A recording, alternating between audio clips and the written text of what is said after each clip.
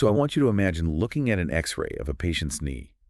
And on this X-ray, the bones are just, they are completely grinding against each other, stripped of absolutely all their protective cartilage. Just bone on bone. Exactly, bone on bone.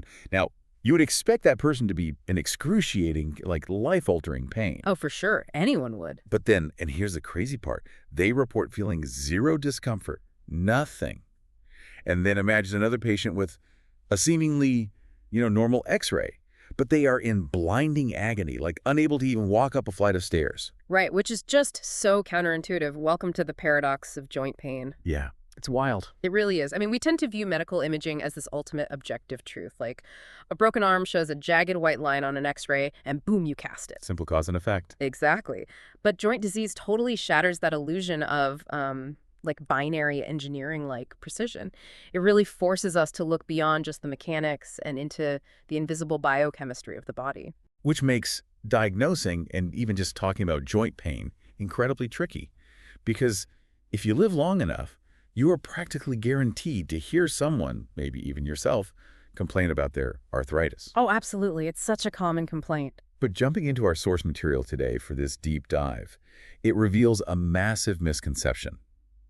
Arthritis is not a single disease. Not at all. It's an umbrella term. It covers over 100 distinct conditions. So saying someone has arthritis is almost like saying they have a fever, right? That's a great analogy, yeah. It describes a symptom, inflammation or degeneration. Yeah. But it tells you absolutely nothing about the underlying monster that's actually causing that symptom. Right, and that is the central challenge. The symptom is just the smoke.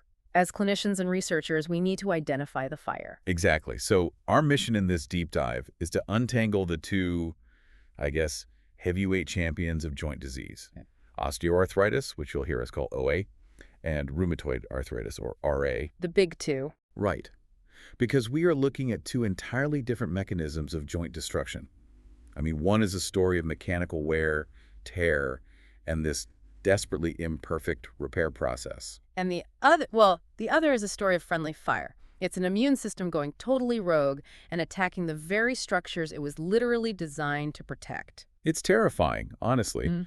But to appreciate how these two diseases destroy joints today, we really need to travel back to the 19th century. Oh, the terminology back then was a mess. Seriously. For the longest time, doctors just stared at patients with swollen, painful joints and lumped them all together under incredibly vague, unhelpful labels. Yeah, the most prominent catch-all was rheumatic gout. Rheumatic gout, which, sounds like some old Victorian insult you'd hurl at a political rival. It really does.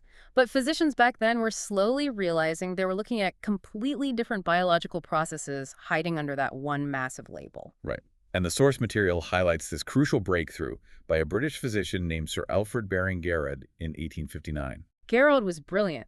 He possessed incredible clinical observation skills. He noticed that some patients suffering from severe joint pain had these elevated levels of uric acid crystals in their blood. Which is true gout, right? Exactly. We now know that's the hallmark of true gout. Those crystals deposit in the joints and cause this fiery, intense pain. But Garrod looked at another group of patients with similarly deformed, agonizing joints, and he found zero trace of uric acid crystals. No crystals at all. None. The blood chemistry was fundamentally different, so he realized this had to be a completely separate entity, and he actually coined the term rheumatoid arthritis to describe it. And there's a fascinating little footnote in the sources about his legacy. Apparently, genetics ran super strong in the Garrod family. His son, Archibald Garrod, later founded the entire field of inborn errors of metabolism. A very overachieving family, for sure. Right. But returning to the joints, so Garrod gives us the name for the autoimmune side of the spectrum. But it took a few more decades for the other half of our duo to get properly categorized. It did. It wasn't until 1886 that another British physician, John Kent Spender, introduced the term osteoarthritis. Because he needed a word to describe a non-inflammatory, purely degenerative condition, to separate it entirely from Garrod's rheumatoid version. Yeah, and the terminology was definitely a crowded space back then. The renowned French neurologist Jean-Martin Charcot had already described a similar degenerative entity in 1868. He called it arthritis deformans. Right. And if you go back even further to 1802, the English physician William Heberden documented these bony, hardened little nodules that often appear on the fingertips of older adults. And those are the bumps we still refer to as Heberden's nodes today. Exactly. And we also have Bouchard's nodes, which appear in the middle joints of the fingers, named after a French pathologist.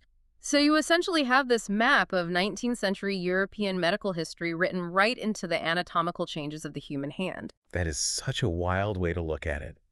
But this naming history really illustrates the great clinical split. Physicians finally recognized that even though a damaged joint might look superficially similar across different patients, like, swollen, painful, stiff, the underlying mechanisms driving that destruction were worlds apart. Worlds apart, they couldn't be more different. So on that note, I really want to challenge how we have historically defined osteoarthritis specifically. Because growing up, OA was universally explained to me using the worn tire or the brake pad model. Oh, yeah, the classic mechanical analogy. Right, you drive a car for 60 years, you hit the brakes a million times, and eventually the rubber pad just passively grinds down to the bare metal. It was always presented as pure, unavoidable mechanical wear and tear. Which makes intuitive sense. It does. But the sources we are analyzing today are very clear that this 20th century model is deeply flawed. It's totally outdated. So how did modern rheumatology figure out that the brake pad is not just passively wearing away? Well, the entire medical community accepted that brake pad analogy for decades, just like you said. But the paradigm shift occurred when we started looking at early-stage joint disease with MRI machines instead of traditional plain X-rays. Because X-rays miss the soft tissue. Exactly. X-rays are fantastic for visualizing dense bone, but they render soft tissue totally invisible. They just show you this empty black space where the cartilage should be. MRIs, on the other hand, illuminate all that soft tissue. So what did they see in the MRI that changed everything? When researchers began putting early-stage OA patients into MRI machines, they didn't just see thinned-out cartilage. They routinely documented synovitis. Synovitis, that's the active inflammation of the synovium, right? The delicate membrane that lines the inner capsule of the joint. Spot on. They found that membrane was actively inflamed, and they detected elevated inflammatory markers suspended directly in the synovial fluid lubricating the joint. So, to adapt your analogy, imagine your brake pad doesn't just passively thin out. Imagine that when it experiences mechanical stress, the brake pad actively secretes corrosive chemicals that eat away at the rotor. Well, it's a nightmare. It gets worse. While it's secreting chemicals, it's also simultaneously trying to weld jagged, mismatched pieces of scrap metal onto itself to fix the thinning spots. Okay, that is a terrifying but incredibly helpful image. Rheumatologists now classify OA as a disease of the whole joint organ. It's a complex failure involving the cartilage, the underlying bone, the synovial lining, and the ligaments. Inflammation is an active, aggressive participant driving the breakdown, not just some innocent bystander. The brake pad actively destroying the rotor. I won't forget that. So, if OA is this complex failure of the entire joint attempting and failing to repair itself, let's zoom in. Let's look at the microscopic level. How do these two diseases actually break the joint down? We can start with osteoarthritis and the cells called chondrocytes. Chondrocytes. Yeah, these are highly specialized cells whose sole responsibility is to maintain the cartilage matrix. They ensure you have a smooth, frictionless gliding surface in your knee or your hip. Like the road crew, keeping the highway smooth. Exactly. But through a combination of cumulative mechanical stress, prior traumatic injuries, advancing age, and even metabolic factors, these chondrocytes become totally overwhelmed. They just can't keep up. Right. Right. They lose their ability to maintain the matrix, and that smooth surface begins to crack and degrade. And the body senses this damage and tries to patch the cracks. It does. It mounts a compensatory repair response, but the execution is disastrous. Instead of laying down smooth new cartilage, the body starts producing osteophytes, which are jagged bone spurs. Oh. Yeah. And simultaneously, the bone situated immediately beneath the failing cartilage, the subchondral bone, it starts thickening and hardening in a desperate attempt to handle the shifting mechanical loads. So, if osteoarthritis is a town's maintenance crew discovering a pothole and trying to patch it with cheap concrete, accidentally leaving these jagged bumps and ruining the suspension of every car that drives over it, how does rheumatoid arthritis destroy the joint? Well, if OA is the incompetent maintenance crew, rheumatoid arthritis is the town's own security system glitching. It identifies the pristine road as a terrorist threat and deploys a heavily armed team with jackhammers to intentionally rip the asphalt to shreds. The completely unprovoked Systemic attack on healthy tissue. Yes, the trigger in RA is fundamentally systemic and autoimmune. For reasons immunology is still, working to fully decode, the body's T cells and B cells mistakenly flag the joint's synovial tissue as a dangerous foreign invader. It just thinks the joint is an infection. Exactly. So the immune system spins up this massive targeted attack. It churns out highly specific autoantibodies. The most famous of these are rheumatoid factor, or RF, and anti-citrullonated protein antibodies, which we usually just call anti-CCP. And the sources note a really chilling detail here. These autoantibodies can be quietly circulating in a patient's bloodstream for years before they ever feel the slightest twinge of stiffness in their knuckles. They literally patrol the blood like a sleeper cell. And when the full immune attack eventually zeroes in on the joint, that synovial lining we mentioned earlier thickens dramatically. It mutates into this highly vascularized invasive mass of tissue called a pannus. A pannus. I mean, even the word pannus sounds like something you want nowhere near your body. It acts like a biological tumor. The pannus does not simply sit passively in the joint space. It is a biological wrecking ball. Because it's actively attacking. Yes. It aggressively invades the surrounding cartilage and bone, secreting these localized corrosive enzymes. But more devastatingly, it activates osteoclasts. Remind us what osteoclasts do. Osteoclasts are specialized cells whose natural biological function is to literally dissolve and reabsorb bone tissue. The pannus weaponizes these cells to digest the joint from the inside out. Wow. So we are looking at two radically different microscopic wars here. Incompetent, slavy repair versus intentional, weaponized immune destruction. It's a perfect summary. But if the underlying mechanics are so divergent, how does this manifest visibly in a patient? Like, if a clinician walks into an exam room, what physical fingerprints allow them to tell these two diseases apart without a microscope? The presentation provides one of the most reliable diagnostic dividing lines in rheumatology. It really comes down to symmetry and specific anatomical targets. Okay, break that down for us. So osteoarthritis is classically asymmetric. A patient might present with one profoundly degraded knee that traces back to, say, a high school sports injury, while their opposite knee remains perfectly healthy and pain-free. So asymmetry. And in the hands, OA targets the fingertips, right? Specifically, yes. The DIP joints, the distal interphalangeal joints, those are the knuckles located closest to your fingernails. That anatomical location is exactly where you find those hard, bony Heberden's nodes we talked about. Okay, so asymmetric damage and bony bumps by the fingernails. What is the visual fingerprint for RA then? Rheumatoid arthritis operates with striking symmetry. If the autoimmune cascade is attacking your right wrist, it is almost certainly attacking your left wrist simultaneously. Both sets of knuckles will flame up together. Mirrored destruction. Exactly. And crucially, RA classically spares those DIP joints near the fingernails. Instead, the immune system targets the middle joints of the fingers and the large knuckles at the base of the fingers, the PIP and MCP joints. Oh, I see. So a clinician examining a patient with swollen, soft, boggy knuckles at the base of the fingers, mirrored on both hands, while the fingertips remain entirely normal, they know instantly they're dealing with a systemic autoimmune process rather than mechanical wear and tear. The visual geography of the hand tells the whole story. It really does. But earlier, I brought up the paradox of the X-ray right at the start. And I really want to dive back into the Framingham osteoarthritis study because it completely redefines how we should think about pain. Oh, the great disconnect between structure and sensation. Yes. So this was a massive, long-running cohort study in the sources. Researchers took X-rays of thousands of participants' knees, and they cross-referenced those images with detailed surveys about the patient's actual daily pain levels. And the findings were just staggering. They really were. Radiographic severity, meaning how visibly destroyed the joint appears on an X-ray film, it correlates incredibly poorly with the pain the patient actually experiences. Roughly half of the individuals walking around with severe bone-on-bone X-ray evidence of OA reported zero knee pain. Zero. Meanwhile, a massive cohort of people suffering in debilitating agony had X-rays that looked relatively pristine.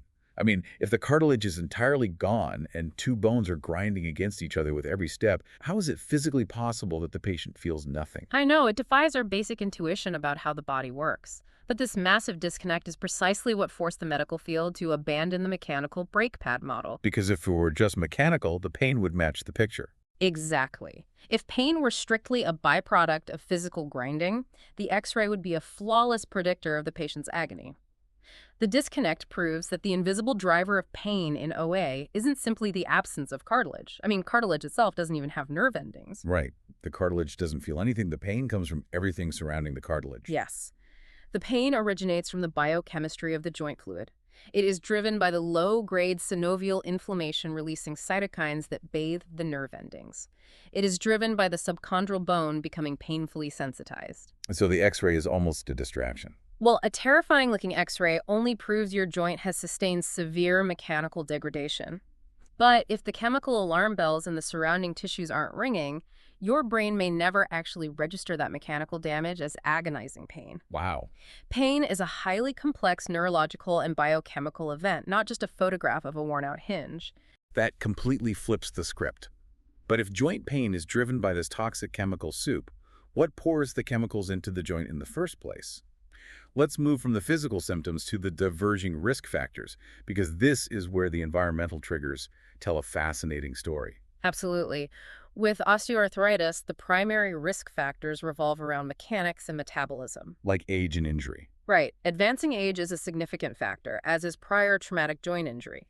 Tearing your ACL, for example, dramatically elevates your risk of developing knee OA decades down the line, even if a surgeon repaired the ligament perfectly the very next day. Because the biomechanics of the joint are just permanently altered. Exactly. Then there is the massive factor of obesity. And the source material highlights a really critical nuance about obesity here.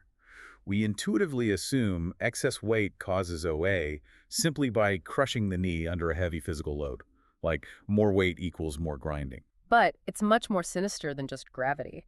Adipose tissue body fat is not simply passive insulation. It is a metabolically active endocrine organ. An endocrine organ? Yes. Adipose tissue continuously secretes inflammatory cytokines directly into the bloodstream. Therefore, obesity accelerates OA through two distinct pathways simultaneously. You have the sheer physical load grinding the weight-bearing joints and a state of chronic, low-grade systemic inflammation degrading the joints biochemically. Physics and metabolism driving OA at the same time. Okay, so what is pulling the trigger on the autoimmune side for rheumatoid arthritis? RA requires a combination of genetic susceptibility and environmental provocation. Like a lock and key. Right. Genetically, there is a powerful association with something called the HLA-DRB1 shared epitope. The HLA-DRB1. Yeah. These are specific gene variants that dictate how your immune system presents foreign proteins or peptides to your T cells. If you inherit these variants, your immune system's threat detection software is basically primed to make a catastrophic error. But just having the genes doesn't mean you'll get it. Exactly. Genetics alone do not guarantee the disease. You need an environmental match to light the genetic powder keg. And the most potent, well-documented environmental trigger for RA is cigarette smoking. Okay, wait, hold on. This connection feels entirely illogical at first glance. Smoking severely damages your lung tissue? How does inhaling combusted tobacco translate into an autoimmune army attacking the knuckles in your hand? I know, it sounds bizarre, but the bridge between the lungs and the knuckles is a biological process called citrullination. Okay, let's break down exactly how citrullination works. So when you inhale cigarette smoke, you introduce immense oxidative stress and toxic particulate matter into your lungs. In a desperate attempt to manage this localized damage, specific enzymes in the lung tissue begin altering the physical structure of the proteins there. Altering how? They change one standard amino acid into a completely different amino acid called citrulline. Now, a minor amount of citrullination happens naturally during everyday cellular stress, but heavy chronic smoking induces hypercitrullination. You accumulate vast quantities of these radically structurally altered proteins in your lung tissue. And this is where the genetic vulnerability comes into play, isn't it? Yes. The immune system in a patient with the HLA-DRB1 genetic variant eventually inspects these heavily citrullinated lung proteins, completely fails to recognize them as self-tissue, and flags them as a foreign infection. Oh, wow. The body mounts a massive systemic attack, manufacturing those anti-citrullinated protein antibodies, or anti-CCP. These antibodies flood the bloodstream, hunting for this fake infection. And then they find the joints. Exactly. Years later, a minor everyday stressor occurs in a joint where naturally occurring citrullinated proteins also exist. The circulating antibodies detect the citrulline, swarm the synovial lining, the pannus forms, and the bone destruction begins. The brutal war inside the hand was sparked by a chemical fire in the lungs. That is, the interconnectedness of human biology is staggering. A habit affecting the respiratory system ultimately destroys the skeletal system via the immune system. It's incredible. Yet, as clear as that pipeline seems, immunology is never simple.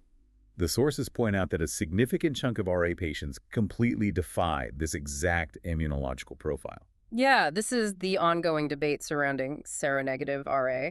Approximately 20% of patients diagnosed with rheumatoid arthritis test completely negative for both rheumatoid factor and anti-CCP antibodies. 100%. Yeah. They have no detectable autoantibodies in their blood, yet they present with heavily swollen, symmetric, destructive joint disease that looks clinically identical to the seropositive patients. Which stumps modern researchers, right? And it raises a really profound question. Are we making the exact same mistake the 19th century doctors made with rheumatic gout? Is RA actually a single disease, or is it a cluster of entirely different immune syndromes that simply happen to destroy the joint through the same final pathway? It's the multi-million-dollar question in rheumatology today. Now, speaking of unchecked destruction, the source material includes this really striking historical case of the French Impressionist painter Pierre-Auguste Renoir. His life vividly demonstrates the natural, devastating trajectory of RA before modern medicine intervened. Oh, Renoir's story is heartbreaking but also inspiring. He developed severe rheumatoid arthritis in his 50s, and over the next 2 decades, the unchecked pinesse progressively dissolved and deformed the bones in his hands. By his final years, his joints were so destroyed he could no longer physically grip a brush. But he didn't stop painting. No. He famously had an assistant literally strap the paintbrush to his rigid, deformed hand so he could continue creating masterpieces into his 70s. His dedication is just a testament to incredible human resilience.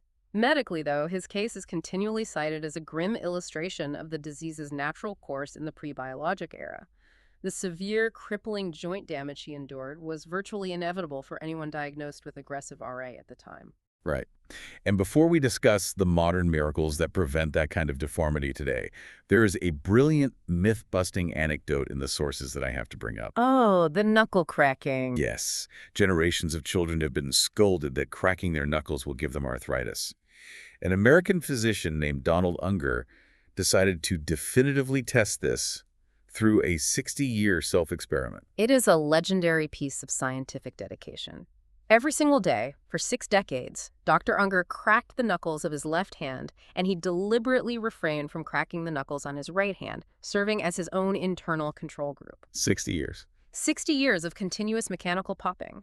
And when he finally examined his hands clinically and radiographically, he found absolutely zero difference in arthritis between the two hands. Which is amazing. He published his findings in the journal Arthritis and Rheumatism in 1998, and he was even awarded the Ig Nobel Prize in Medicine in 2009 for it. So knuckle crackers are officially vindicated. Officially vindicated. But moving from the quirky to the critical understanding, the profound biological differences between OA and RA has completely revolutionized how we treat patients. Let's explore why classifying these diseases accurately urgently matters today, starting with the discovery that basically birthed modern immunology. Right, so the modern treatment era really began to take shape in the 1940s. A Norwegian physician named Eric Whaler, followed by an American researcher named Harry Rose, successfully isolated and identified rheumatoid factor. This became known as the Whaler-Rose test. And this was a massive paradigm-shifting moment in medicine because the very concept of an autoimmune disease did not exist yet. Exactly. The prevailing wisdom was that the immune system solely fought external pathogens. Whaler and Rose provided the first concrete proof that a chronic systemic disease could be driven entirely by the body's own immune system attacking healthy host tissue. They discovered friendly fire. Yes. This realization birthed the entire scientific field of autoimmunity. But the true clinical revolution, the era that changed the fate of patients like Renoir, arrived in the late 1990s with the development of biologic drugs. So how exactly did the biologics revolution change the trajectory of RA?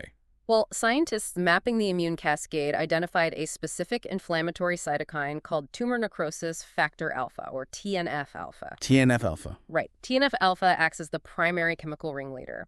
It broadcasts the signal that recruits the immune cells to the joint and commands the osteoclast to start eating the bone. It's the general giving the order to attack. Precisely. So rather than suppressing the entire immune system bluntly, scientists engineered monoclonal antibodies, biologic drugs designed to hunt down and neutralize TNF-alpha specifically. Snipping the communication line. Yes. Drugs like etanercept in 1998, followed by infliximab and adalimumab, they intercept the inflammatory signal before it ever reaches the bone-destroying cells. When you combine these precision biologics with older baseline medications like methotrexate, the disease activity just plummets. Which is incredible. We have taken a disease that inevitably crippled hands and turned it into a condition that can be pushed into deep, sustained remission. But the absolute critical factor is time.